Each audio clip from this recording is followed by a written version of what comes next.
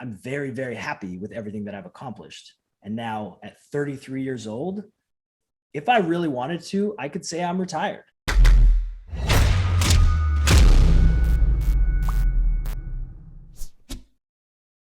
Greetings and salutations, my friends. Thanks for joining us for another video. And if you haven't yet, make sure to, what a friendly reminder right there, hit that subscribe button so you don't miss out on any other interviews like this one with Matt Clement, AKA Tyler Breeze. And Tyler is a man, not unlike me, who can appreciate smooth, youthful looking skin. And for me, this is the deal.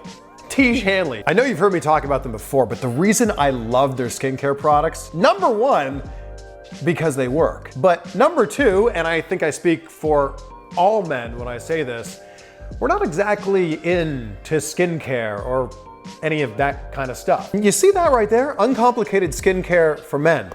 That's what Tiege Hanley's all about. They make this as stupid simple as possible because, you know, this isn't really our thing. You get everything you need delivered in this box.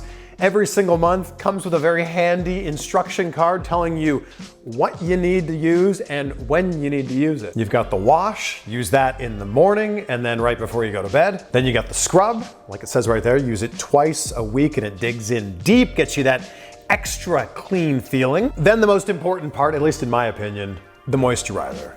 AM in the morning, PM at night. The AM has SPF 20 in it, so you've got that sunscreen built right in. And the thing that's the best about both of these, the AM and the PM, is it's not greasy. Like, I'm sure you've put on moisturizer before where like it looks like your face is all greasy after you put it on. Not the case here. And that's it. It's that simple. And if you haven't used skincare products before, I can't recommend Tiege Hanley enough. Their products are so good and it's just so easy. And because Tiege Hanley's been kind enough to sponsor this video, click that link down below. You'll get the best possible price and you'll also get a free gift with your first box. It starts at just 25 bucks and trust me, this is the best investment you could possibly make. Unless, you know, later on in life, you want to look, you know, all leathery and old. But hey, that's up to you. Oh man, so good to see you. Hell yeah. Just two good old Canadians hanging out. Do you do that thing that I do and I know every other Canadian does, where when you see another Canadian being successful, you're like, ah, that person is also from the country in which I grew up in? Sometimes I'm like, it gives you the extra like, there you go. Yeah, like when, you know, Celine Dion or Ryan Reynolds, Justin Bieber, Seth Rogen do something. I'm like, well, you know. Yeah, I mean, yes, especially Ryan Reynolds. Especially Ryan Reynolds. Especially Ryan Reynolds. He's one of ours. I can't believe the last interview we did was last year. I know it feels like 17 years ago at this point, but that was it really? That was 2020. Oh my God. When you guys obliterated my chest, caved it in. That's right. Yeah. Has anyone given you a hard time about that? So everybody, I mean, you know how it is. Everybody has their opinion on stuff. And they're like, I saw a couple of people who were like, oh my God, they're running a wrestling school and they just abuse this guy. And the good part is that we know you and you went like, hey guys, just so you know, I asked them to do this. And like most people, you know, some people would, some people wouldn't, but like, it's not like we're just like these bullies, you know what I mean? Like, of course this is what happens. And you were like, hey, please do this. And we said, you don't have to do this. And you're like, I want to do this. And we're like, okay, man. And then we just did it. But like, of course, people have their, you know, 2021 and very, is very opinionated with a lot of things. So some people liked it, some people didn't. In the end, I mean, I'm pretty sure you got like 1 million views from it or something, right? So yeah, and you know how many people have commented on that video of like, I didn't even know that Spears and Breeze had a wrestling school. Now I want to go to their wrestling school. See? And and obviously not to get just chopped for no reason, but to learn from us, which is cool. Well, yeah, to go to literally one of the best wrestling schools in the entire country. Yeah. And it does, honestly, it does sound ridiculous, but there is a reason why we do Chop Day. Like, it's not just for no reason. Everything we do has like a purpose and a reason. It's not like we're just doing stuff because we can. Yeah. And again, I've said this so many times, but for the record, it was my idea. Spears originally said, after you take some bumps, after you lock up, after you run the ropes, because I went to wrestling school many years ago. That's right. He said, why don't we give you a chop? And I went, a chop? Come on, man. Like, let's line up everybody and I'll have them, everyone will chop me. And he went, are you sure? You're like, we can do this. I mean, we just did our chop day, but if you want to get in on it, cool. Yeah. So I want to thank you for that opportunity. It was truly an honor. Of course. It was awesome. I mean, we had a blast. I know the students had a blast. Everybody loved it. Look at this room you're in. This is like the epitome of a man cave here. This is so you can't fully take it in. You kind of get the overall feel. But I remember Harper. He walked in here and he literally looked around and he went, man, I don't know whether to feel sorry for you or to be jealous. And I just started laughing and he was like, this doesn't happen when you have kids. And I said, yeah, no, you got to take advantage of it, How many arcade games do you have in there? So that actually is like, it's pretty cool. It's just a TV with like an emulator, but there's like 16,000 games in there. So if you want to sit there and just game out, it's pretty cool. I've always wanted to own one of those, but I've always wondered, is that just something that sits there and looks really cool, or do people actually play it? So I do play it. And actually me and Spears played it. It just depends on, what you got to do with your day. If you have time, you can sit there and play. But otherwise it is pretty cool. Just sitting there next to a little bar. So, I mean, if you have a gathering of people over there, what's the first thing? What do people like? What are they drawn to?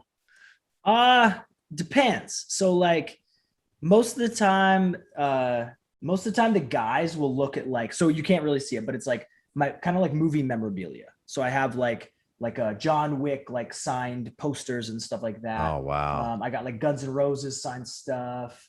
I got like Underworld stuff. I got Resident Evil stuff. I got Mike Tyson boxing gloves. I got Mike Tyson Punch Out signed stuff. So guys usually like that stuff. And then the girls usually look at like all the pictures of my animals on the wall. Cause I have like on this one, like over here, these are like painted portraits of my 2 dogs and my cat. And then these are like actual pictures of my dogs and cat. And then on my fridge, I have like mugs of my dogs and cat. So it's like, it depends what you go to, but there's something for everybody here.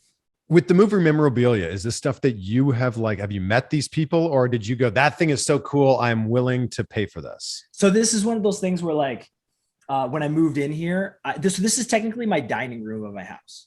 But I went, honestly, it looks like it too. Yeah. Yeah. And I was like, honestly, like, am I really going to have like a dining room with like a dining room table and it's just going to sit here? Or am I going to make this my streaming area and like make it like everything? So then I was like, okay, what kind of stuff do I like? So I ended up making like a list and I was like, all right, well, I like John Wick, Resident Evil, Underworld, like all this cool stuff. And then I just started like looking, and you can buy anything online, by the way. So like if you actually look, there's everything for like, I had to hold off really, really, really bad on the actual movie worn helmet of Val Kilmer from Top Gun. And I almost bought it and I was like, can you imagine? I'm just like walking around as Iceman all day. Like, that's awesome. Well, why did you hold off? Because it was like $4,000. I was like, I don't know if I could. That sounds like a bargain. I know. Now you're making me go back and get it. But it was also at the time I was ordering everything under the sun. So I filled up the walls. I'm good. I'm slowly, putting stuff in there, but that was definitely on the list. I think that needs to be back on the list. That's right. That's right. You can buy anything online. It's crazy. That is the unbelievable thing. Now, when I was telling people that we were going to do this interview, it seems like you have more fame now from everything you've done with Up, Up, Down, Down than your entire wrestling career. I mean, it kind of goes that way. You know what I mean? Where that was actually like me and Creed's goal when we started doing stuff. Like when he started Up, Down, Down, like I had no clue really like how to stream or how to do YouTube stuff or how to do any of that stuff. He knew how to do it. And if he didn't know, he figured it out and we slowly kind of did what we did. But as we kind of went like year after year, we know the deal. Like, obviously you're not going to wrestle until you're like 40, 45, 50. Like eventually you're either going to say, I've had enough of this, or your body's going to say, I've had enough of this. Yeah. So we were like, you know what, we have to really like build our value outside the ring. Because in reality, like we are expendable when we get to a certain point. And even when we don't get to a certain point, like you could get released at any time. That's just how this industry is. So, building your value outside of the ring was always a massive goal for us. So luckily, Up, Up, Down, Down has done wonders for that. for people to actually see. And Creed's awesome like that, where he actually, he'll take guys who you might just know from, their matches. And maybe they don't get to talk a lot and you don't know what kind of a person they are and how they actually, have really good personality. So he will put them in a spot where you get to see that personality. And now all of a sudden you go, whoa, I want to see more of that guy. He's really, really cool. And like, he seems like a good guy and whatever. And maybe the only place you get to see that is on UpUpDownDown. So now not only is he building his own stock, but he's helping everyone around him, which it's what's that saying? Like when the tide's high, all ships rising rise tides lift all boats. Yeah. You know what I mean? Like he lives by that, where it's not only just for him, but it's for as many people as he can help, he will. And now the fact that he actually has a platform to do that, which, like you said, like it's done wonders for me, man. If I did not do everything with UpUpDownDown that I did, I wouldn't be able to stream on Twitch and do everything outside with any sort of value. I would just be another random guy trying to get my foot in the door. But he's, like I said, he was very adamant on, we have to build our value outside of the ring. And like you said, it's almost to that point now where, which one are we going with? Yeah, I mean, you used to have your own YouTube channel. Has this now inspired you to go, I could have millions of subscribers too? Well, so we did. So we actually, we were streaming on Twitch for like 2 years at the Sweets Live with a Z. And then we had to shut it down for a little bit. And now, we're fired back up. So it's me and Spears. And we stream every week. July, actually, we just got back into it. And we pumped out a ton of streaming hours and fired up a YouTube channel and fired up a TikTok and Instagram and Twitter and all that stuff. So everything is kind of on high gear and it's hustling. It's going crazy. So super successful July, already going good in August. And we're just kind of going to keep rolling with that. So, I mean, if July was great, August is going great. What is the plan now as we close out 2021 with the streaming? Streaming is going full speed ahead. So we're continuing that. Like you said, like there is value there. That I would be wasting it if I didn't do anything with that. So the fact that we fired everything up and everybody immediately clamored back to it just shows us that, there's people there that want to take in the content that we're giving them. So I'm perfectly okay with streaming. And like I said, I think we stream twice on Mondays, twice on Tuesdays, Wednesday, Thursday, and then Friday, Saturday, Sunday is kind of a, if it happens, it happens. But if it doesn't, it's not the end of the world. And so far people have been really, really receptive to it. And we're growing, like even on YouTube, like we're kind of, everything meshes together, but YouTube within like a week, we went past like 4,000, 5,000, 6,000 people. So it's slowly growing, but also like really fast growing. So I don't know, it's cool. And it's fun. It's fun for me and it's fun for Spears. And like, we just hop on and everybody in our chat is so like, they're so receptive to everything. And they just, even as we're gaming or even if we're busy, people have come in and they go, oh, that's cool. I didn't know you guys had a Twitch channel. And then the chat makes them feel so welcome. They go, this is awesome. Like, I'm just going to hang out here with my friends and watch you guys and ask questions and do whatever. And like, everybody has a blast, which is really, really cool to us. Yeah. I imagine a lot of this starts off as a hobby. You're like, this is fun. I want to hang out with my friends. When does WWE start to step in and go, oh, wait a second, I don't know if you guys should be doing something like this on this level? So it was a little different. Obviously everybody kind of threw their hands up in the air for when they kind of stopped everything. Yeah. It's kind of one of those things, and it's a saying that lasts for a very long time, and it's been around for a long time. The boys will always mess it up for the boys. So like I said, I was streaming on Twitch for 2 years and nobody even like really noticed or paid attention or anything because I was doing it properly. You know what I mean? Like in the end, when you are under a certain banner, and this is just, this is media training, where if something happens and like, let's say I'm live and I'm live somewhere, streaming somewhere, and I just, represent myself horribly.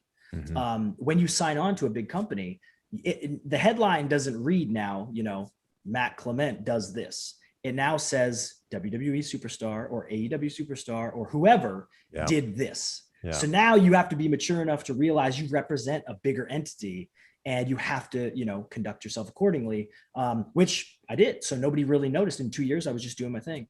But then people kind of notice and they go, oh, we can do this. Oh, we can do that. Oh, you're doing this, so I should do this. And they jump on and they don't do things according to how they should, whether it's using intellectual property or whether it's giving away things they shouldn't be giving away. They just violate, certain things. And eventually the guy who's in charge of everything will say, you know what? everything is stopped. You ruined it. You like, I can't go case by case and go, you're okay, but you're not okay. You're okay, but you're not okay. That's okay, but that's not okay. They just go, you guys stop. Yeah. And in honesty, like from a business standpoint, if you ran a business and you had all this stuff, like, would you really just let everything go, or would you blanket it and go, guys, you're wrecking it. Like I can't deal with this right now. You guys all have to stop. Well, the lines in wrestling are so blurred. Like, you are the character. Matt Clement is Tyler Breeze, whereas in the world of movies, Arnold Schwarzenegger is not the Terminator. You know, Tom Cruise is not Ethan from Mission Impossible. It's, it's just so strange how the lines are so blurred here. Well, and I think that's all like, you know, technicalities and paperwork and contracts and stuff like that. Where in the end, on paper, it's who owns what, you know what I mean? So like, I can't, as a, you know, if I work for a company and they own a character of mine, I can't take that character and go make money or do something elsewhere. I just can't. Like, they own it. And I know they own it because I have a contract that says, oh, you own this and they own this. And I go, cool, I'm cool with that. And I sign it. You know what I mean? If you're not cool with it, then don't do it. But they still, in the end, they own that character. You know what I mean? Well, unknowingly, one of the smartest things you might have done is made your Twitter handle and your Instagram handle gorgeous. Yeah. And not like Tyler Breeze WWE or something like that. I mean, I especially knew it back then that like eventually, because no matter what, everybody will get fired at some point. Or you retire or quit or whatever you want. Yeah. But you're not going to be with a certain company forever. So you kind of have to prepare for that. If you put all your eggs in a basket of a company and then you leave that company, they might want those eggs back. You know what I mean? So you can kind of like set yourself up a certain way if you build a brand outside of there as well. I always wondered, how did you decide how many M's to put in gorgeous? So I remember when I was making it, I was like, I didn't even like have the character yet. And I was like, I should probably have a Twitter and an Instagram. So I went, gorgeous. Like, oh, that's kind of cool. And then I went like, but like M Gorgeous is, you'll be like, oh, is that like his first name? Matt like Gorgeous. M Gorgeous. Yeah. But like 2 M's is kind of like, okay, MM Gorgeous, like whatever. But like 3 is like, oh, I get it. You know what I mean? So like 3 kind of did the job. And this was before you had even created Tyler Breeze? I kind of was like in the middle of it, but I was just like, you know what? I should prepare in case they go with this. So like, here's my Instagram, here's my Twitter, just because like, I didn't want to have to chase the 8 ball where like, if you know, they even have a hint of whatever, someone already snags that stuff and you're like, oh, come on, man. Now I got to be like Tyler Breeze 3 or something. You know what I mean? Well, now you've got every opportunity to do whatever you want, be whoever you want. Are you still going to be gorgeous? I mean, it depends. It depends what I'm doing. You know what I mean? So there's just a lot going on that in reality, like I'm not really marketing myself as like Matt Clement anywhere. Cause in the end, that's me. And that's, you know, special. And that's, you know, I get to chill out at my house. That's me. But when I'm, you know, marketing stuff, I'm still the same person that, you know, they watch on either the Suites or UpUpDownDown or whatever. You know what I mean? So name wise, I don't know. I haven't really put too much thought into it yet. There's a million, you know, different monikers that we can use, you know, Prince of Pretty, you know who I am, you know what I mean? So now it's just a matter of, you know, if I have to put it on a banner or something, we'll figure it out. So you're saying Mike Dalton is coming back? Oh God. Luckily that's intellectual property, so I can't even use it. Which I wouldn't anyway. McGrath? Oh no, that's gone too.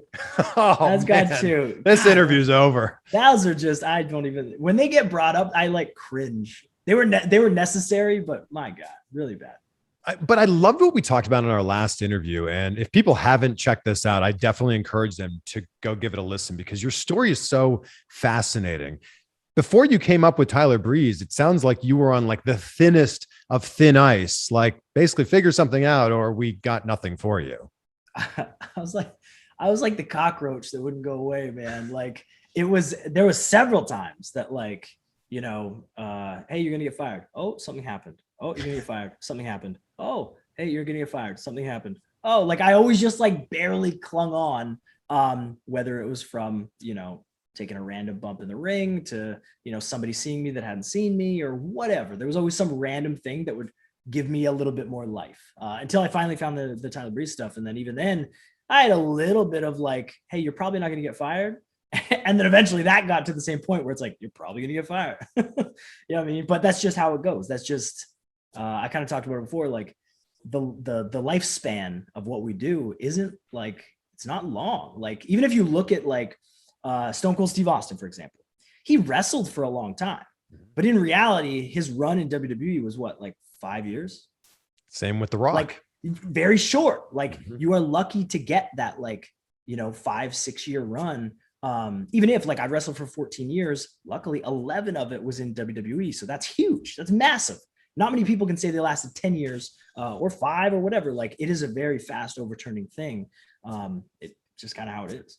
But you have the self-awareness to realize that wrestling doesn't last forever. And not everybody does. There's a lot of people that go, I've always loved wrestling. I've always wanted to be a wrestler. Wrestling is all I know. Yeah. And then they get let go or have a bad injury and they go, oh crap, now what? Yeah. So it's just, I've always been like that, where like I was taught very well by Lance Storm. And he preached right away of like, look, be smart with your money. Like, yes, it's exciting when you start making good money, but it does not last forever. So be smart with it. And I went, okay, so like, what exactly does that mean? Like, just it means don't buy the Top Gun helmet. Well, that's that. Let's not go that far. But like, when I thought of it, I was like, does that just mean save your money? Because like when it sits there, whatever. I was never a big, like, I was just never big into school. Like it didn't interest me, and all I wanted to do was go to wrestling school. So I kind of just like blasted through it. When I got out and once I kind of tried to figure out what Lance meant by be smart with your money, man, I wish they taught that in school. Like I wish they taught how taxes work, and I wish how they taught how real estate works and stock market and all this stuff where like your money, when you save it, it's not just safe in your bank account making, 0.02% interest. Like once you get money, it's so funny. Like as you get older, you realize the sayings that are around forever for a reason. Yeah. Like it takes money to make money. It really does. Like once you get a little bit of capital, you can easily make money. It's insane. You just have to know how. So I would kind of like branch out and go, all right, I heard real estate's big. So let's look at this. And then all of a sudden you talk to a couple of people who do it, which Fandango, he's a real estate master. So he kind of taught me some stuff and I went, oh, I tried it, did it. Cool. What else can I do? Oh, now you have rental places. Now you do this. Now you do this. And I'm going, oh, so I still have the money. I'm just moving it over into like other places as like little piggy banks, just waiting for me when I want to take it all out. But now I'm using other people's money to pay for my stuff instead of my own money. And then, and which a lot of people freak out because they like seeing their bank account build up.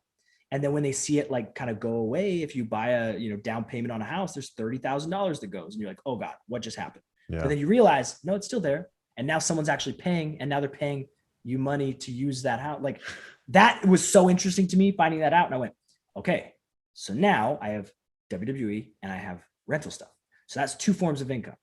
And I started kind of like researching this stuff and going like, millionaires, how do millionaires have money? Because like, do they just have jobs that pay like millions of dollars? Because that's hard to get. Mm-hmm. And it was like, no, millionaires have like 7 to 10 streams of income.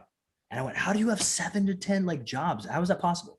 It's not the case. You have to find stuff. So like all of a sudden, then I was researching stocks. I was literally sitting in there in bed at like 4 a.m. reading stocks, and we're like, okay, cool. All right, cool. Trying, doing this. And I went, oh, okay, well, there's 3. All right. And then just slowly finding these like interests to build everything outside of the ring for when that day came that my phone rang and they said, hey, we don't need you anymore. And I went, cool. Because if I didn't have any of this stuff and that phone rang, I would have freaked the hell out. I would have gone, oh God, I thought this was going to last forever. Where am I going to get my next paycheck? Oh God. But luckily I kind of prepared and I got ready for this. And when it happened, it was literally like the shortest conversation of all time. Hey man, what's up? Bad news. Unfortunately, we have to let you go. Okay, cool. Do you have any questions? No, not really. When are you up? September 20 something. Okay, cool. Thanks, man. Bye. Like, cool. Wow. Now what do I do? What do? I immediately started streaming again. I immediately fired up my pros and tees. I immediately fired up everything, and just like you go into hustle mode, and I'm okay with it all. You know what I mean? Yeah. Whereas, like I said, and like you said, there's a lot of people that just put all their eggs in the wrestling basket, and you're one injury away, or you're one phone call away from putting your income from X amount of dollars to 0. Mm-hmm. And having 0 income freaks the hell out of me. Is it So, because you were so close to being released so many other times, like the stories you just told, that this time um, around you just kind of went, yeah, all right, finally happened. I'm okay with that. no, I mean, it was, but it was also like, uh, I mean, one, like, I've been in WWE for 11 years. So that's Yeah. very, very lucky to do that. And I also was very smart with my money to where now the income part wasn't so much like a big worry to me. Um, Now it was just kind of like I understand where they're coming from to let me go. Like it's just business. That's it. You can't take it personally or be like, what did I do wrong or blah, blah, blah. You can't. Sometimes you just make too much money, or sometimes they go, hey, we don't need you right now. It doesn't mean you're gone forever. Like how many times do we see people get released and they'll come back? You know what I mean? Like it's just once you're in the system, you're in the system. It's just how it goes. But yeah, I think like I always had a goal for myself when I got hired. And I've said it a bunch. Like I was preparing to get fired the day I got hired. Like as soon as I got hired, I went, cool, let's start preparing. Like how do we got to set ourselves up here for the future? Because there's a lot of life to live after wrestling. And I immediately just kind of like started to make a plan, got ready, and just slowly kind of like, I guess was just ready for, I remember looking at contracts. So I got my first contract and I went like, okay, like once you have like a developmental contract, which I think was like 3 years or 5 years or something. But then when I signed my main roster contract, I went, okay, I got 3 years. Realistically, perfect world. If I last 3 years, I got 3 years. I don't want to have to sign another one. I want to be able to like, if I'd like to, I'll sign it. But if I really don't want to, I want the freedom to not have to sign that. And then by the time 3 years came up, I went, oh man, I don't have to, but I could. I mean, things are going okay. So I just signed the next one and I went, cool. And then like by the time the next one rolled around, a very different scenario where I went, look, man, like you don't need me. I'm going to leave kind of thing. Which is kind of what I was, I've always kind of preached, like, if you are not happy in your life, then you got to change it. You have to. And at that moment in time, I was not happy. And what I was told was literally like, sorry, all we can give you is more money. And I said, I've been really smart with my money. I don't need more money. Like I'm telling you, I go to the airport and I turn around and I don't go to work because I'm not happy which I'm not happy at work, which was more of a reflection of I wasn't happy in my life. So everything kind of follows. And I just kind of went, look, like, I don't need this. And that was when I had the conversation to go back to NXT and everything else. But I was really ready to leave right then. And because I kind of accomplished my goal of, like I said, having that freedom to not sign that contract. And that's my main thing that I always preach is like, when you sign that contract, you know exactly what you're signing up for. If you are not okay with it, please do not sign. Please do not sign. Go somewhere else. Do not sign that contract, because now once you're in it, now like it's kind of on you. Like, you know what this is. It is not a surprise anymore, especially now. Like maybe 10 years ago when I got signed or whatever, but now everything about the contracts are so widely known. Like everybody just either, as soon as they get fired, they tell everything or whatever, but you know so much about what's in the contract, what is probably entails in your years that you're going to work for this company. If you don't want to do it, please do not sign. If it's not going to make you happy, don't sign it. Well, what's so impressive with what you've done is you've been able to make so much money regardless of what your name was or where you worked, with real estate and stocks and just great investments. I think a lot of people go, all right, I need to take the character and the name that I've built in this company and then make money off of that. Yep. And you basically went, I'll just buy some properties, have rental properties, invest, look up stocks. Look at you now. Well, so this is the funny thing. And like, it's funny talking about it because it sounds like I'm like this like multimillionaire. I'm not. I live comfortably, but I have like my future set up. You know what I mean? Whereas, like you said, like a lot of people just put every single egg they have in that wrestling basket, and they just assume that wrestling is going to take care of them for the rest of their life. Don't do that. Where on the other side of it, this is my favorite part, because if you mention like anything about money or like, oh, like you're happy with your career, you're not even winning championships, or you're not getting pushed, or you're not in a storyline, but you're perfectly fine to sit in catering and collect your money and blah, blah, blah, blah. One, just because I was in a company and I understood how the system worked, and I wasn't sitting there banging my head against the wall going, why aren't they giving me titles? Why aren't they using me? Doesn't mean that you're complacent. It doesn't mean that you're content. It doesn't mean that you don't work hard. It just means that, like I said, I could go in every single day and I could pitch an idea. The company that hired me, it is 100% their call if they do any of my ideas or not. When I say that like we get hired to sit on the bench, doesn't mean that you're not hardworking. It doesn't mean that you're not trying to do more or that you want to do more. It just means that you're sitting there and everything goes in cycles. Nobody can stay on top forever. That's just how it goes. And if they do, like someone's on top and they go, well, why isn't this person on top? And then when that person goes to the top, then they go, well, why isn't this person on top? Not everybody can be on top. It doesn't mean that you're content. It doesn't mean that you don't care. There's a very big difference between like bitching and complaining about things and then being disappointed in things. Like I could very much say like, man, I wish this would have happened, or I wish this would have happened.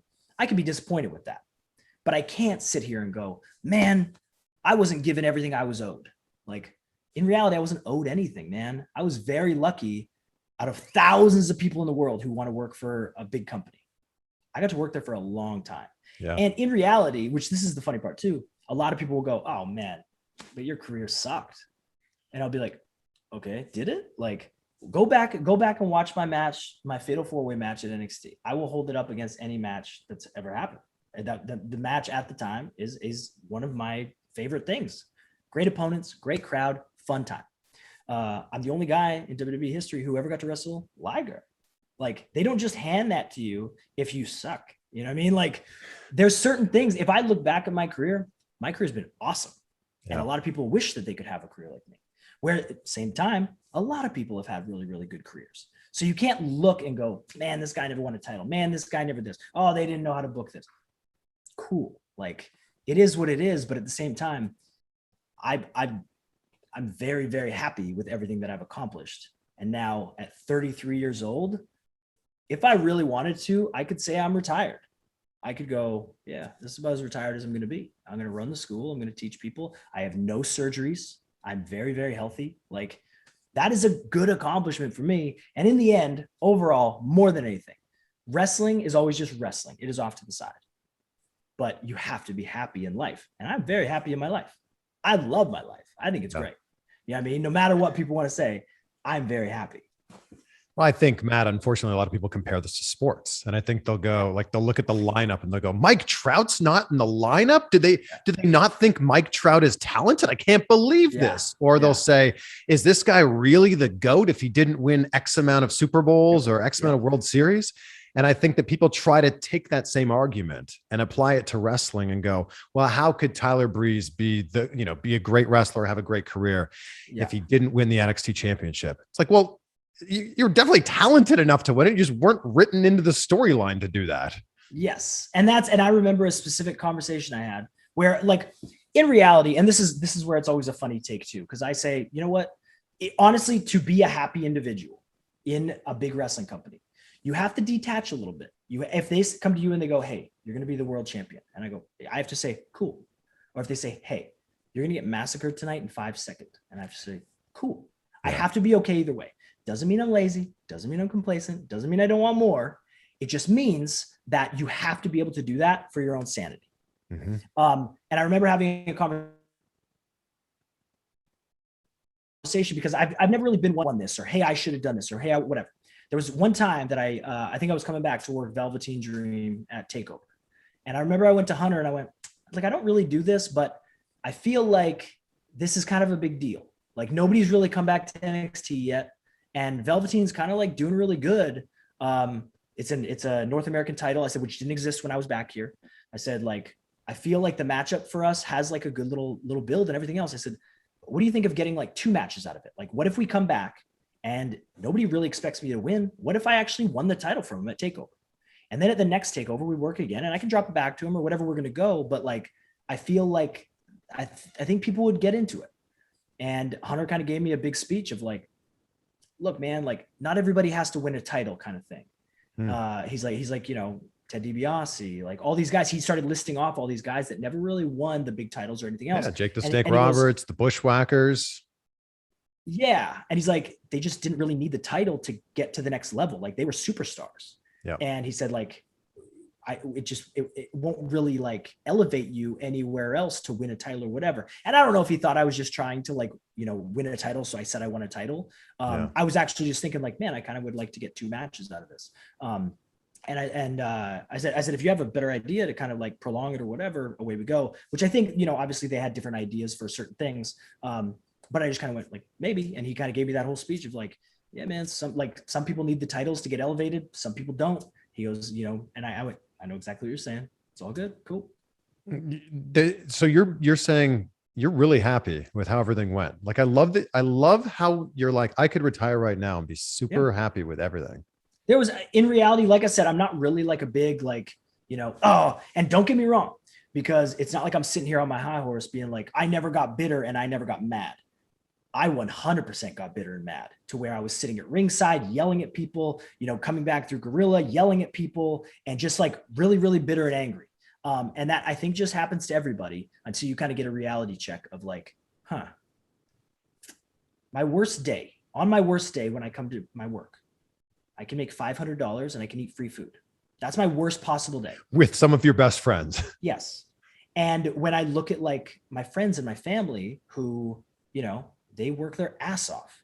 And I've worked with jobs before where I worked my ass off, and you barely make a fraction of that. Yeah. Then you kind of get a reality check and you go, you know what? Like, grow up, man. Like, are you really going to sit here and get mad about something when you're getting paid good money to sit here and eat free food? And it's just not your time yet. And like, that's kind of the good reality check that you have to bring back down. Otherwise, you're going to fly off the handle and you're going to be difficult to deal with. And you're not only going to be angry at work, but you're going to take it home with you. And you're going to be really, really mad at home, which in the end is not worth it. So like I said, I think there's only one time really that I went like, man, we should have won that. Or there should have been something. I think it was like a battle royal or something on SmackDown. And the winners would get like a tag team title shot. And it was when me and Dango were like really hitting with Fashion Files, and they put over somebody else, maybe the Hype Bros or something. And I just remember thinking like, man, I feel like tonight should have been our night. Like, I feel like it should have been. And that's really like the only time I've ever thought that. Because in the end, like I said, I think people kind of followed me and got behind me because I never got like, in reality, if you look at like my entire career, I never really got like a full like push. You were on your way in NXT. I was always used and I was always with their guys, but I was never really like given it. And Dolph actually gave me the perfect thing when I started working him. He just kind of went, look, man, he goes, it's very, very clear who the guy is. He goes, and if it's not you, then chances are it'll never be you. But he goes, they'll never hand you the ball. He goes, they'll hand it to someone else. But then you'll always work with those guys. And even when you steal the ball from those guys, they still won't give it to you. He goes, but you're always going to be used. You're always going to be with these guys because they know they can rely on you. And that's why you get this underground following, which Dolph did, which I did, with certain people did, where like the people know what they're watching. They know that like they really want something to happen, and it just won't happen. And it kind of builds like this like real like cult following for you that translates into almost everything you do. Which I actually love being in that category. I think that was like really, really cool that people get behind you because the machine never did.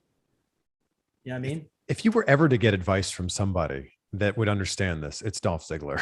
Right. And like I said, like one, Dolph is fantastic. Like I'll work him every day of the week. He's I love a great that guy. He's also one that doesn't, you know, which don't get me wrong. Because I used to make fun of him when he told me all this stuff, because he was good, like just kind of guide me onto main roster stuff. And he said there was a time when he'd come to the back and he'd grab a case of water and he'd throw it down and he'd go, what is going on? Like, why am I not being used? Why am I not doing this? And he would freak out.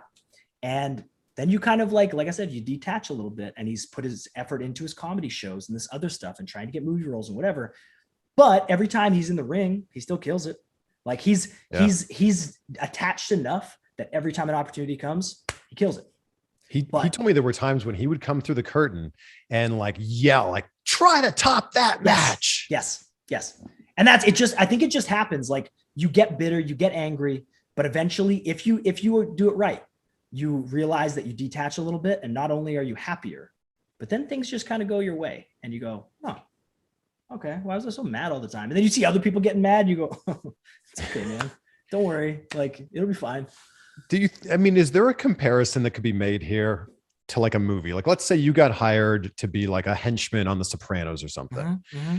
And you're filling your role and you build up a little bit of a cult following. Yeah. It would be the equivalent of going to the writers or the director and going, I need more scenes with Tony Soprano. I should be the guy. Yes.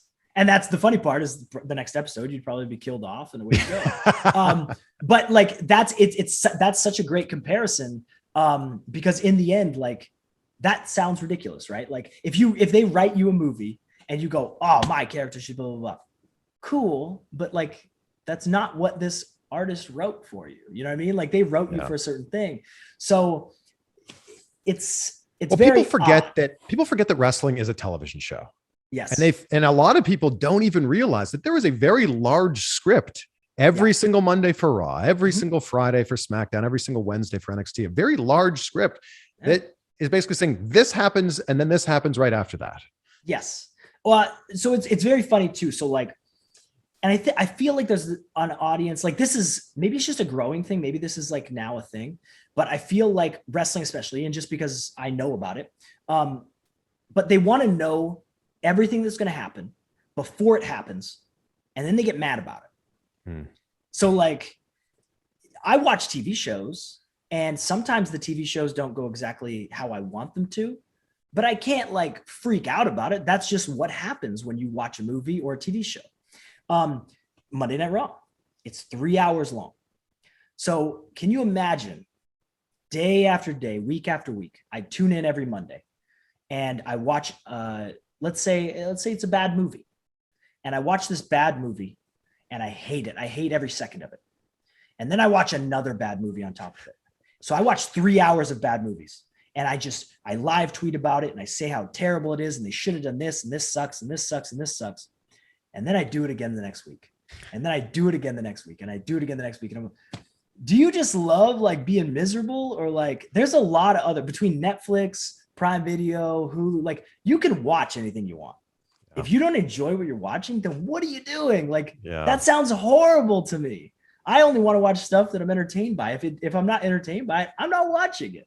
But there is people that like they either secretly love it and they just want to, you know, talk bad about it, or they actually hate it and they just want to beat themselves up every week. I don't get it. Well, a lot of people also want to focus on the things they didn't like on the show rather than focusing on the handful of things that maybe they did like, or maybe were okay. That's 100% true too. That's 100% true. So with all of this said, are you still interested in pursuing a career in wrestling? So it depends. I mean, there's a lot obviously happening right now, which it's a very exciting time for wrestling. Super exciting time. Which is cool. And that's, you know, obviously it's what we talk about with our students at Flatbacks and stuff like that, of like, guys, like it is really not as far away as you think. Like we have students that we're training now who they've been working AEW Darks, they've been at NXTs, they've been, you know, a part of all this stuff that we're going like, guys, it's right there. Like all you got to do is just, it's right there. Yeah. So right now is such a good time in wrestling, where at the same time, like an AEW, for example, there's a lot of people who are debuting over there, or they're, you know, everybody's kind of moving around all over the place. So I don't know if I even wanted to go there, if it would make a massive impact. Like, I don't think it would be like, oh my God, this happened, because now it's kind of the norm. Like a lot of people are just going over there, and there might be some big names going there. You know what I mean? Like nobody knows what's happening, but I just don't feel like right now is the time for me to even go towards there. And at the same time, I've wrestled for 14 years straight. I'm okay with taking a little bit of a break. My body actually likes it, and I get enough wrestling like at the school to kind of keep myself good. But like going out and wrestling the indies, I'm not currently taking any wrestling bookings because like going out there and getting injured, it just doesn't really appeal to me. Mm-hmm. If there was a match that was fun, then I think I might do it. But really for the most part, like I kind of scratched the wrestling itch. And if it comes back, maybe. But right now I have enough other stuff on the go that I'm going to do some signings and some appearances and some seminars and stuff like that, just because I can, because I've, obviously was with WWE for a long time, that now I could do that kind of thing. But in terms of like jumping back into a ring and wrestling right away, I don't really have an interest for it right now. I kind of like all the other outside stuff I'm doing and exploring that and giving my body a little bit of a break and just kind of like watching as a spectator and going, oh, this is really cool. Like, and you were still in the ring every single week at Flatbacks. Yeah, exactly. So what would you say is the one thing that takes some of your students, like a student who might be good, what takes them from being good to being exceptional, to being great? So we say it all the time. We'll throw a bunch of stuff at you. And then it's just like over time, you'll see it start to like click, and it'll click at different times with other people. The main thing that honestly, after like 3 years of teaching people, patience. Everybody needs patience. Everybody is so impatient, which I was too. It's just natural. But when you learn to be patient, all of a sudden everything becomes really, really clear. Selling. Everybody, when they finally clue in of like how to sell and how to give into it, like we say it all the time, wrestling is like a magic show, right? So I don't want to see like, you know, the magician kind of out there, which actually is kind of funny because I went to a Chris Angel show in Vegas and he kind of did this where he just kind of came out and he went like, yeah, actually, hey guys, we messed up the music. Let's switch it on the next one. No way. Yeah. And then he just kind of like went through his routine, which the best part is all his tricks were still really cool. So I'm just a huge magic guy. So I'm like, oh, this is the best. But you could tell he's done this show 1,000 times and he don't really care about it. But so when we're in there, like, I don't want to see the magic trick being set up. I don't want to see the behind the scenes. I just want to watch the show and go, wow, that was cool. And so like, you have to put effort into what we do. And it's really funny actually explaining to people because like, I'll start off right off the bat and I'll go, guys, I'll let you know a secret. Wrestling is kind of ridiculous. Like it's ridiculous. It just is. And if you give into the ridiculousness, you're going to be really good at it. But if you don't, then you're not going to be that good at it. Because like, obviously there's a showmanship part to this, and not only the athletic stuff, if being safe and being able to do everything required, but if you can give in to what the ridiculousness is, then you will get very, very good at it, and you'll be entertaining, which is the whole point of what we do, is to be entertaining. If you are boring, I'm out, man. I don't want to watch boring. Do you find that when your students first come in, they don't sell big enough? They don't like realize it needs to be a little bit bigger? Everybody's very closed off. Like, I always liken it. I have like a little analogy where I go, all right, have you ever watched like a kid, like a child, when they do stuff, they literally just make noises and go, whatever. Like, you can't embarrass a kid. You just can't. Yeah. And then as they grow up, all of a sudden everything embarrasses them. And they're like, oh God, mom, like drop me off over here. Like, I don't want to be seen with you. Oh God, what are you doing? Leave me alone, whatever. Everything embarrasses them. Yeah. That's how they start. They start off as teenagers who get embarrassed by everything. Like, you hear your own voice and you go like, I sound stupid, don't I? Yeah. Don't worry about it. You have to go back to being a kid and just give into it. You have to make noises. You have to make faces. You have to have body language. Like when I say it's ridiculous, I mean, the amount of effort that has to go into all of the stuff that we do is crazy. And when you get past that embarrassing point where you're like, oh God, like I have to do this and I have to do this and I have to just give in and just have fun with it. And all of a sudden it becomes really, really easy. And another important part about selling is it makes your opponent look great, which then in turn makes your match great. So we always say this too. The beauty of wrestling is that it's honest. It'll never lie to you. Like if I go out there and I tell everybody, hey guys, wrestling sucks, then they'll go, okay, I believe you. And they'll watch me and my match will suck and they'll go, cool. Or if I go out there and I give it everything I have, I'm essentially saying, hey guys, this is really good. And they'll go, oh yeah, that is really good. And it's up to you to tell the audience what they want. They're sitting there waiting to be entertained. And you either tell them that it's real or it's fake or it's bad or it's good. It's up to you to tell them what they're watching. And then they go, oh man, that's cool. Yeah. Right. But in the end, like I said, wrestling doesn't lie. If you've practiced, if you work on your stuff, it will show. If you don't, it will also show. So like, if you put in a bunch of effort, you will get out of what you put in. And like I said, if you give in to what it is, it'll be very entertaining. And it's so funny watching people, like they'll do something that they just go, whatever, I'm just going to do it. And they'll do it. And we're laughing our heads off and we go, that's what we want. And they go, what, really? And I go, yes.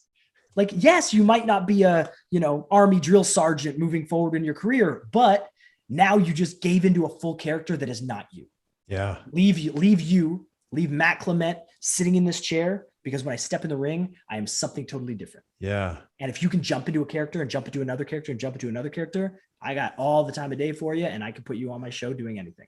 What's the physical thing that is the hardest for people to do correctly at wrestling school? It depends. It's always something a little different for everybody. So like we've had people who are very, very athletic and they can do everything, but the emotion part of it, they can't do it. So like, even like when I'm telling them, hey, I know you're a superb athlete. I know you could probably wrestle and do like drills for like an hour straight and never be tired. At this point in the match, let me see that you're tired. And they go, what? Like, what do you mean? And I said, just like, act like you're tired right now. And then they go, what? Like, okay. And it's like, you're trying to watch them wrap their head around that, where athletically they're so gifted, but emotionally and whatever, they're just they're more like a sport mentality where it's like, nope, don't show that you're tired. Don't show everything. Nope. I want to see all that. Yeah. And they go, oh, and then we got other people who are very, very like, they could do any character in the world, and they're very, very emotional, and they're very loud, and they can make all the noises, do everything we need them to do. But athletically, their footwork is all over the place, and their hands are all over the place, and they go way too fast. And we're going like, slow down, just slow down. And they go, oh, I thought I was going slow. Or like, I thought I was being loud. And like, we get that one a lot where someone will make a noise and they'll literally be going, ah. And I go, do you think that's as loud as you could be? And they'll go, I don't, maybe. And I go, if I had $1 million sitting here and all I needed you to do was be loud, could you do it? Yeah. Go, yeah. Okay, cool. Stand right in the middle of the ring and yell as loud as you can. Really? Yes. Then they do it. And then we go, that. Now I know that you're capable of being loud. I want you to be that loud every time. Yeah. And they'll go do something. They'll go, ah. They'll go, is that as loud as you could be? I don't know. I'm like, in your head, are you screaming? And they're like, yeah. Like, I'm yelling my head off. I'm like, you are not. So it is funny. It is funny watching how people click differently. You mentioned it earlier, and I want to dive deep into your match with Jushin Liger because it was pretty cool. It was pretty cool being a fan of both of you guys, seeing you work together in the ring. Mm-hmm. So it was, I mean, obviously, like I said, that's kind of one of those things that I get to like have that nobody gets to have. Like, he wrestled one match at WWE. It was with me. And honestly, it was like so cool. I started laughing at this the other day because I think I saw some random headline somewhere. Tyler Breeze puts match together with Jushin Liger. It sounds ridiculous, but like, I said exactly what we said, and people went, oh no, that's not true. I guess, man, like, I was with the rest of them. I know, like, I'm not trying to pat myself on the back here. He was just very cool. And he literally went, please, like, whatever you'd like to do. And I went, cool. Like, I have a couple ideas, and then we put it together. And he was the crazy part to me. And I always laughed at this part. The best things was when I said, okay, I said, hey, maybe like, maybe I tackle you. And then like, I'm going to go lay up on top, like what I do. And he goes, okay. And I said, and then maybe you do something, you get me, and then you go lay up top. And he goes, me lay up top? And I said, yeah. And he goes, oh, thank you. And I went, what do you mean? Thank you. I said, this is awesome. Like, and he goes, yeah, cool. Like, you're letting me do your stuff. And I said, of course. Like, why wouldn't I? Yeah. So then we did something else. And I was like, and then maybe you grab like the selfie stick. And he goes, me grab the selfie stick? And I said, yeah. And he goes, oh, thank you. And I said, oh my God, what is happening? This is insane, because like, obviously he's a legend. He's in his own category. Of course. And he's sitting here thanking me for letting him, do whatever he wants to do. And that's why he's at the top. Yes. No because ego he has whatsoever. a tremendous amount of gratitude. Yes. No ego whatsoever. He was just the coolest guy. A pleasure. Like, I mean, obviously just so easy. So easy. Who decided that it would be you that would have the match with him? So I'm not sure on that. So the only thing that I've ever known was that like, I was working all the takeovers, and then I was kind of getting down to like, I was like, I don't know who I'm going to work. Like, I worked Finn. I was supposed to work Kenta, but he was out. I worked Apollo. I worked Sammy and Neville. Like, I've kind of worked all the people that we have. Like, I don't know who's next. And then Finn, of all people, actually came up and was like, hey man, he's like, do you know who you're working next takeover? I said, no, I don't. And he goes, Liger. And I just laughed and I went, no, I'm not. Like, he doesn't even work for the company. And he goes, no. Like he trained me, and they asked me to reach out to him to like see if he'd be open to it. And I went, wait, are you joking or are you not joking? And he goes, no, like, I'm serious. And I went, whoa, okay. And he goes, I said, so is he doing it? And he goes, yeah, as far as I know. And I went, oh, so I'm actually wrestling Liger? Okay, that's cool. So then like nobody else said anything. Finn was the only one who told me. Yeah. And then like a week went by and 2 weeks went by. And then I think I had maybe like a match. It was just like maybe an enhancement match or something. And they're like, hey, at the end of this, we're going to flash like your opponent up on the screen. And I went, okay. And they said, I honestly, I can't remember if they even told me who it was. I think they wanted my reaction to be genuine or something. So they might not even told me. They just said, Regal's going to come out. He's going to announce your opponent. They're going to put it up on the screen. said, okay, cool. So did my match, staring at the screen. Regal cuts his promo. All of a sudden they flash Liger up there. And like, I'd be curious to go back and watch because I had to be smiling. Like I had to be like, okay, that's cool. Because like that was the first, like I actually went like, okay, this is a real thing. Yeah. And then everything kind of leading to that. I think I had one other match where like I beat up a guy and put a mask on him or something. And then I didn't meet Liger until literally in catering in the Barclays Center, sitting across from a guy that he's not normally there. And I went, is that him? I don't know if that's him. And so I went, hey, I said, are we working tonight? And he goes, oh yeah. And he goes, please put the match together. He's like, I don't know the style. And I went, okay. And I went, what? I said, like, I would have never known that this was him. And like, at the same time, like, this is insane. Like whatever it was. So I think Bloom, Tensai, Albert, Matt Bloom ended up being our agent. And he was like, hey, just tell me what you got. So I told him everything. I think we tweaked a couple things. We ran it by Liger. Liger just wanted to go over like a tilt-a-whirl. He just told me, he's like, oh, just do a cartwheel. Just do like a cartwheel in front of me. I said, okay. We did it one time and he went, perfect. And I said, anything else? He goes, no, I'm good if you are. I said, I'm good. And then we went out there, did the match. And like, I remember I started laughing, but also felt so terrible. We go out, we're doing the match. And I think I super kicked him in the face or something. And I throw him in the corner and I start kicking him. And the very first kick I gave him, kicked him square in the balls. And and like, it's so funny because his mask, right? You can't see anything. So I just hear like, oh, and I just went, oh no. And I'm literally kicking him going, I'm sorry. And I like, every time I have him, I'm like, I'm so sorry. And we get to the back and I just went like, oh my God, like the first thing I do to him, I kick him square in the nuts. And so I come to the back and he walks through the curtain and I go, hey, I said, thank you. I'm so sorry, whatever. And Regal's standing there too. And Regal just goes, thank you so much. Like you took care of them. And like, they're really close. They're really like good friends. And he went, you took care of them. Everything's safe, blah, blah, blah. And Liger goes, hey, thank you so much. And he looks right at Regal. He goes, very good, very good.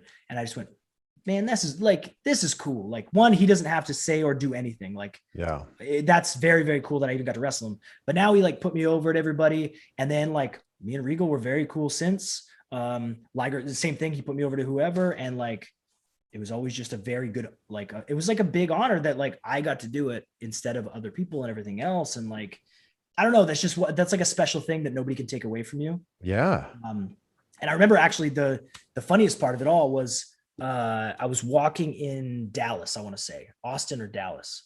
And I was walking down the hallway and across the hall, down the hall was Stone Cold Steve Austin. And I'm sitting there with like my hood on and I'm kind of going like, I'm just going to walk by because like, we're kind of like in this hallway. I don't want to like run over and be like, hey man, how are you? I've never met him, blah, blah, blah. And I'm walking and all of a sudden, like he's in front of me and I go like, oh, hey. And he goes, hey man. And I go, hey man, like, do you know who I am kind of thing? And he goes, dude, he goes, I love all the stuff that you're doing, man. And he goes, I think your gimmick's great. I think everything's cool. What was it like working Liger? And I go, oh my God. I said, it was great. It was fantastic. And he goes, I know. He's like, obviously he was an older guy. So like some of your stuff didn't look as good as it could. And he goes, it was probably still awesome working him. Right. And I said, it was fantastic. I said, he was so cool. Like, and he just went, yeah, I've always liked him and everything else. He goes, I love everything you're doing, blah, blah, blah. And we kind of had a little conversation. He walked away and I just went, this is like Stone Cold Steve Austin just went out of his way to ask me about a match that I had against a guy who's a legend and then just like put everything over. I just went like, what more do you want out of life? Like, yeah, I grew up watching this and like, it's just one of those unreal situations that kind of really brings you back down to earth and goes, I should never be a jerk to anybody. I should be the happiest man alive. Which I mean, I am, That is such a great story. Crazy, right? Oh my, I mean, yes. Again, of all the people that he could have wrestled. Yes. Oh, insanity. This has been so great. I'm so glad we were able to catch up. I'm sorry that we couldn't do this in person. No, I mean, anytime you want, really. I mean, where are you? You're over in California, right? I'm in California now. Yeah. Well, there you go. So, I mean, if I'm over there, then we'll catch up and we'll do another one. Or if you're over here, we'll catch up and do another one. But luckily, the good thing is that we can always connect on here and away we go. This is the best part about it. I'm going to link to your YouTube channel down below. So everybody that's watching this can subscribe to your channel. There you go. Where else should people connect with you? I mean, the biggest thing probably right now, obviously, if you're going to Flatbacks Wrestling School, if you want to learn how to do this. Do you guys have openings? So we do, yeah, we're accepting right now. So we have a session in class right now for August. We have October is overflowing. So October is full. January is close to being full. March is close to being full. But every time that a class starts, another one kind of pops up. So the next one I imagine will probably be like a May of 2022. So just keep your eye open if that's what if that's what interests you, or ask around, There's going to be a lot of people that go, man, I want to be a pro wrestler. I know how good Flatbacks is. It'd be amazing to train with two guys who are doing it right now, Sean Spears, Tyler Breeze. The only problem is I live in Nebraska, Pennsylvania, wherever. Florida's just so far away. Yeah. And you'll get that, you know what I mean? Whereas if we always say, no matter what, you're right. So we've had kids from Israel, Australia, Italy, England, Canada, United States, everywhere. So if you feel like you want to do it, 8 weeks isn't really that long. You know what I mean? Yeah. So we have student housing, like there's all sorts of stuff that you can come, you do your thing, and away you go. It's no different than going away to college. It's no different than, doing what you really want to do. If you are, really motivated to do it, then do it. If you don't want to do it, don't do it. And we say all the time too, like, it's not like you can come and do the 8 weeks, and then it's not like you're like locked into being a wrestler forever. If you always wanted to try it, you want to see what it was about, come and do it. Yep. If you want to see if you actually could make it as a career, do it. Spears has a really good analogy that he uses all the time of like, don't wait until you're like 60 or 70 and go, man, if only I would have tried. Like, you got to figure that out. You have to try those things in your life, because all the other stuff will always be there, whether it's a random job or whether it's, whatever it is. But if you've always wanted to try wrestling, give it a try. And obviously, if you don't want to come to Flatbacks, go to another wrestling school, but look who's teaching you, right? Yeah. We only have 2 trainers, and it's me and Spears. And we are the ones in the ring with you, hands-on, teaching you how to do stuff. So it's properly, you're going to be trained properly and safely, which is our main thing. So everybody can pop up a wrestling school. Doesn't mean you should go there. If you don't want to go to ours, please look into where you're going and give it a try. If you want to do wrestling, give it a try. Well, and for the women who want to be wrestlers, Cassie is there all the time as well. So yes, you guys are the main trainers, but somebody who's also currently doing this is also there. Yes. And we have, people, you never know who's going to stop in. Like even the other day, like we have Cass, we have Jess, who are always there. We have Xia Li, who stops in. Like, we have all these people who are currently doing it. So we say it all the time, like, to the people that are there, you're in the right place. Yeah. You're in the right place. Well, it's that phrase that if you want to do something, you'll find a way. And if you don't, you'll find an excuse. You're right either way. Yeah, I mean, yeah, I end every interview talking about gratitude. So tell me, Matt, what are 3 things in your life right now that you're grateful for? Right off the bat, I would say my dogs and my cat, because they're just the best. Like, when you come home and they are just the most excited things in the world to see you, what a feeling. You know what I mean? Or like, you wake up in the morning, they're excited. You're going to bed, they just want to cuddle up next to you. I love them. I love them. How can you not like animals? 2 would definitely be all of my friends and family, and my girlfriend. Like, everybody is just, you got to surround yourself with good people.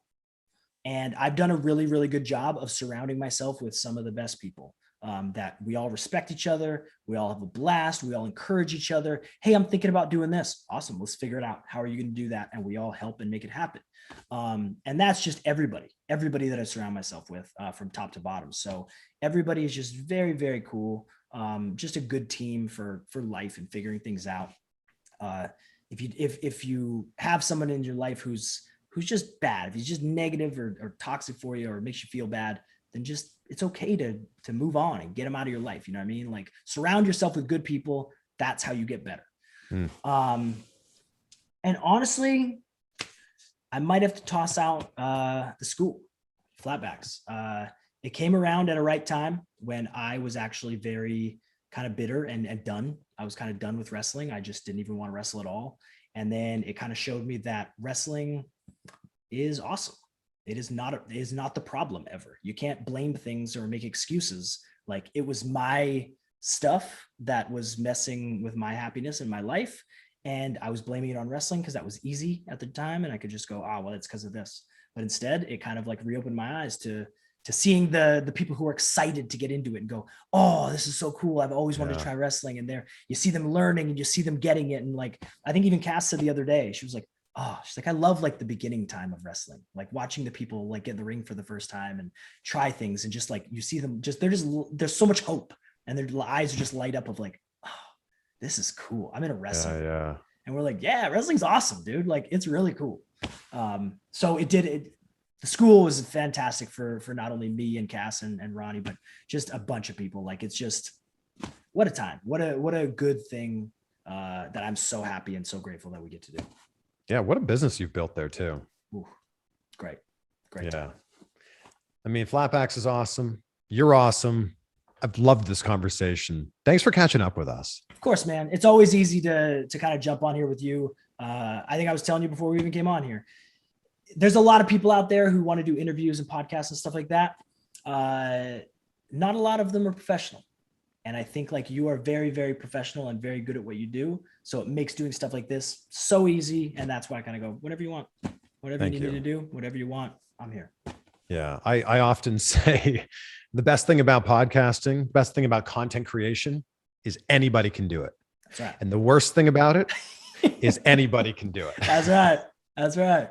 Yeah. So I appreciate you. Those are very kind words. I appreciate you, trusting us with your last hour or so of your time. Yeah, of course. Thanks, man. Cool, man. Thank you.